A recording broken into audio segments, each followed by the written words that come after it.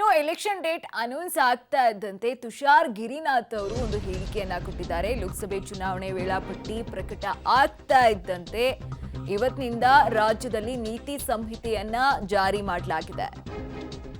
ರಾಜಕೀಯ ಪಕ್ಷಗಳು ಮಾಧ್ಯಮಗಳ ಮೇಲೆ ನಿಗಾ ಇಡಬೇಕು ಅನ್ನೋ ಎಚ್ಚರಿಕೆಯನ್ನ ತುಷಾರ್ ಗಿರಿನಾಥ್ ಅವರು ಕೊಟ್ಟಿರುವಂತದ್ದು. ದೂರು ಮಾಹಿತಿ ಇದ್ರೆ ಅಧಿಕಾರಿಗಳಿಗೆ ನೀಡಬೇಕು ಅನ್ನೋ ಸಲಹೆಯನ್ನ ಕೊಟ್ಟಿದ್ದಾರೆ. ಬೆಂಗಳೂರು ಜಿಲ್ಲಾ ಚುನಾವಣಾ ಅಧಿಕಾರಿ ಆಗಿರುವಂತಹ ತುಷಾರ್ ಗಿರಿನಾಥ್ ಅವರು ಹೇಳಿಕೆಯನ್ನ ಕೊಟ್ಟಿರುವಂತದ್ದು.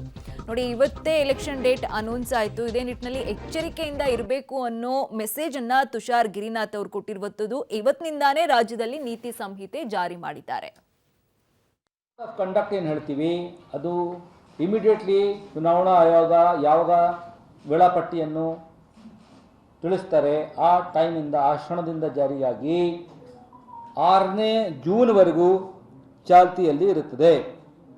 ಇವತ್ತಿನಿಂದ ಪೊಲಿಟಿಕಲ್ ಪಾರ್ಟೀಸ್ಗಳಿಗೆ ಕೋಡ್ ಆಫ್ ಕಂಡಕ್ಟ್ ಇರುವುದರಿಂದ ನಾವು ರಾಜಕೀಯ ಪಕ್ಷಗಳ ಮೇಲೆ ಮತ್ತು ಸ್ವಲ್ಪ ಮಟ್ಟಕ್ಕೆ ಮಾಧ್ಯಮದ ಮೇಲೂ ಕೂಡ ನಿಗಾ ಇಡಬೇಕಾಗಿರುತ್ತದೆ. ಬೆಂಗಳೂರು ಜಿಲ್ಲೆಗೆ ಸಂಬಂಧಪಟ್ಟಂತೆ 28 ಕಾನ್ಸ್ಟಿಟ್ಯೂನ್ಸಿ ಇದ್ದರೂ ಸಹ 3 ಕಡೆಗೆ ಫುಲ್ ನಾವೇ ನಮ್ಮ 3 ರಿಟರ್ನಿಂಗ್ ಆಫೀಸರ್ಸ್ ಇಲ್ಲಿದ್ದಾರೆ.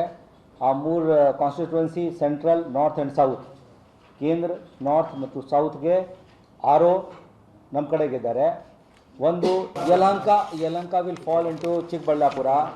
ರಿಮೈನಿಂಗ್ 3 ಏನಿದೆ ಆನೇಕಲ್, ಬೆಂಗಳೂರು ಸೌತ್ ಮತ್ತು Bengaluru south and RR Nagar, ಈ 3 ಏನಿದೆ ಬೆಂಗಳೂರು ರೂರಲ್ ಸಂಸದೀಯ ಕ್ಷೇತ್ರಕ್ಕೆ ಬರುತ್ತದೆ. ಈ ಎಲ್ಲ ಏರಿಯಾದಲ್ಲಿ 8987 ಅಂದರೆ ಬೆಂಗಳೂರು ಜಿಲ್ಲೆ ವ್ಯಾಪ್ತಿಯಲ್ಲಿ 8987 ಪೋಲಿಂಗ್ ಸ್ಟೇಷನ್ ಇರುತ್ತವೆ. ಪ್ರತಿಯೊಂದು ನಮ್ಮ